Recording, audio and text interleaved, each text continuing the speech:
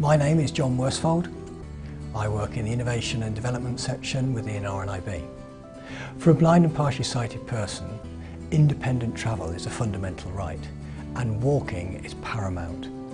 Unfortunately, there are certain accessibility issues with walking. Hi, I'm Steve Shepherd. I suffer from diabetic retinopathy, and the big beautiful boy in front of you is Stanley, my guide dog. Some of the issues I face when walking are things like billboards on the side of the road. They tend to put them all over the place. I know nowadays they tend to keep them in the building line, but over the last few years they're all over the pavement and it can be a problem. Roadworks appear any time of day or night, so it's a matter of having to react to those roadworks when they come up.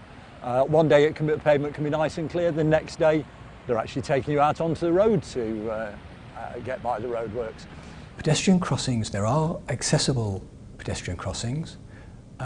Knowing which ones are accessible is an issue, and attempting to cross the road in an unspecified area, for example just literally crossing the road off a curb, is incredibly dangerous and very unnerving for a blind and partially sighted person. If I'm out and I'm not sure of the route, it's good planning before you go anywhere. Or I will always take somebody who is sighted with me, get me used to that route, and then we're fine. When something goes wrong, you've got a tongue in your head, ask the question. And somebody will always point you in the right direction.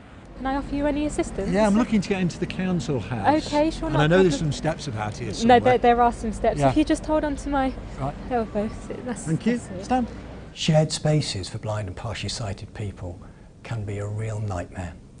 Imagine walking along the path and not having any identification or warning to let you know that now a car can drive, or a vehicle can drive directly at you when you were unaware that you're actually in a shared environment.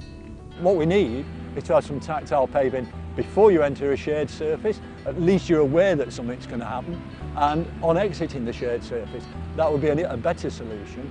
What we need are mainstream pedestrian-centric solutions that enable blind and partially sighted people to walk independently. To find out more, call our helpline on 0303 123 9999 or email us at transport@rnib.org.uk.